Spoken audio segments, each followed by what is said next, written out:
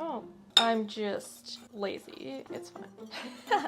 Measure. You know, sometimes you like a little more, sometimes you like a little less. Welcome back to my channel. My name's Carly, and if you're new here, I make everything gluten-free and vegan.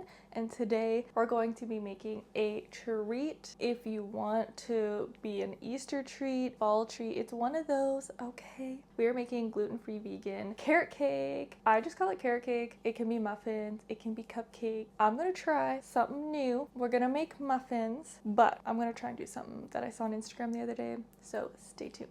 Let's go. Here's what you're going to need to make this recipe. We have flax meal or ground flax seeds, cinnamon, nutmeg, salt, carrots, of course, brown sugar, baking powder, baking soda. I have both of my flours, 1-to-1 gluten-free flour and all-purpose gluten-free flour, a neutral tasting oil, apple cider vinegar, and walnuts are optional. Let's preheat our oven to 350 degrees Fahrenheit, and then we'll start by prepping our carrots. So I have peeled and washed carrots. I like using the smaller grating side than the bigger one. I just like how the smaller the pieces, the more it blends into the muffin. I'm having this recipe today. Normally I need 2 1/3 of a cup of carrot. So we're going to do 1, and when I was looking at my liquid measure to see what is half of a third, basically, it's not quite 1/4 of a cup. With this, you have to be careful too, because if you put too much carrots, it's too much liquid and then they don't turn out. And you want to make sure that it's not packed. That's where you're gonna have issues if you pack it full and don't just like let it nicely fill the cups. That's how you're gonna end up with too much carrot liquid. So I'm gonna call that a cup. It looks like almost 1/4 cup, but there's lots of room around the edges. So almost 1/4 cup, not really almost, quite scant 1/4 cup, I guess you could say. I don't know, if someone knows what half of a third cup is, let me know. Next, we're going to prepare flax eggs, which is why we needed our flax meal. So we're going to do 2 tablespoons of our flax meal, 6 tablespoons of water. Give it a stir, and then we just set it aside for about 5 to 10 minutes to let it thicken up. If you're using walnuts, now is going to be the time we're going to prepare our walnuts. I don't really have a measurement. I guess you could do 1/2 cup to a cup, depending on. 1/2 cup would be for this half size of recipe that I'm doing. You can also crush the walnuts in a bag or whatever, however you want to do it. I just like to grab them and roughly break them with my fingers. That looks like enough to me. I'm just estimating. I always estimate things like nuts, raisins, chocolate chips, all that good stuff. Next up, we're going to start measuring some of our dry ingredients. 3/4 of a cup of 1-to-1 gluten-free flour and 1/4 of a cup of our all-purpose gluten-free flour. 1/2 teaspoon of baking soda, 1/2 teaspoon of baking powder, 1/4 teaspoon of salt, 1 teaspoon of cinnamon, and 1/2 teaspoon of ground nutmeg. Whisk our dry ingredients together. Alternatively, you can sift this all into one bowl. Okay, that looks good to me. Let's add our carrots, our 1 cup and not quite 1/4. And 3/4 of a cup of brown sugar. Let's give it a mix with our wooden spoon.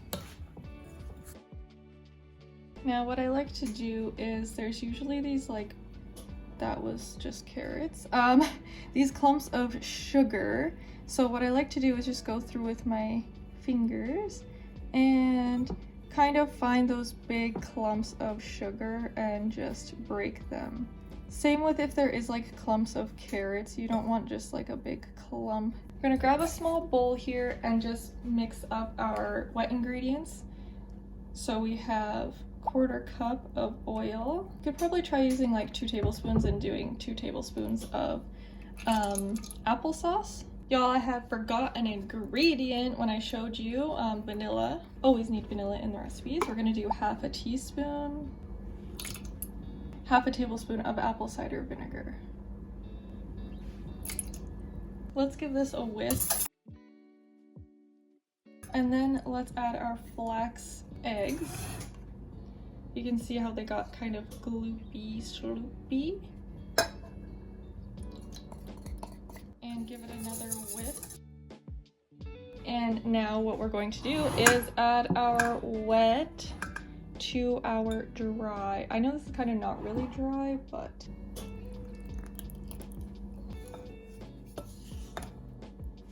now the reason that the carrots are okay, I know it's technically a wet ingredient, okay to leave while we did the wet, is because we want those carrots to really release all of their moisture, and by letting them sit for a minute or two, it's really good because then they're not just being like, when they go in there, but no, just kidding, I have no idea. Okay, that is looking perfection. I don't know, my little fun idea, I don't know if I'm gonna be able to do it because this might just fill all of our muffin cups, and maybe it's just gonna be a muffin cup recipe. I was going to try to do a thin layer and like roll it. That's what I saw on Instagram, was she like rolled it, so we might just be doing muffins today. Oh, so I don't know if I want to try that. Alright y'all, because I'm not doing the roll, I'm gonna put the walnuts in. I just wanted them in the muffins. Give those a nice little fold in. This batter is actually thick enough, you probably could use a cookie scoop to put into your muffins. I think I'm just gonna use 2 spoons. Oh my gosh, y'all, it is snowing outside.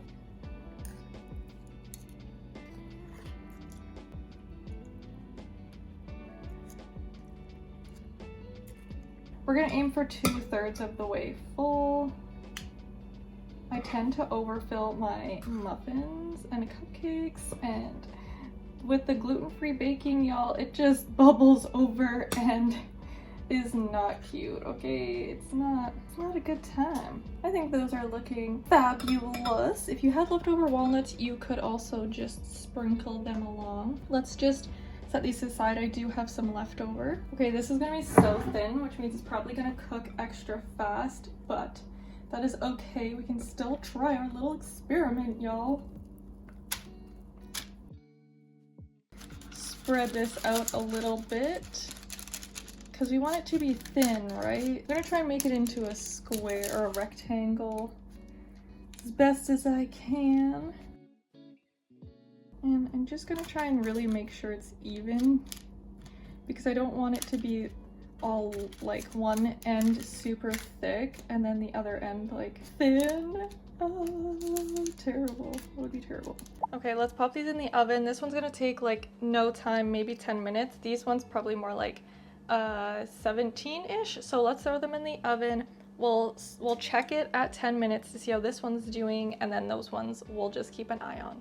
Alrighty, y'all, I decided let's make a little batch, just a little batch of cream cheese frosting. I do have a video up on my channel with all of it already, but I figured I just might as well do this in here as well.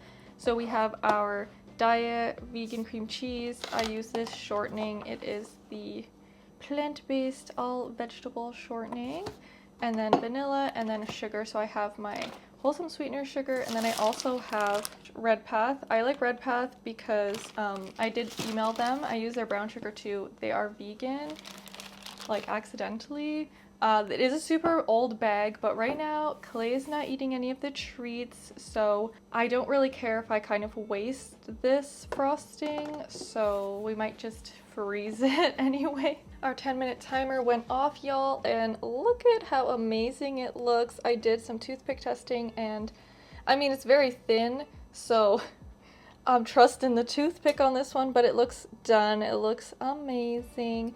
We left the cupcakes, I left the muffins in there for another about 10 minutes.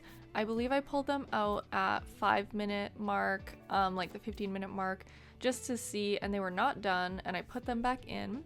If you can't tell, my mic died on me, so I'm gonna be voicing over most of the remainder of this video, except for when I do the taste test.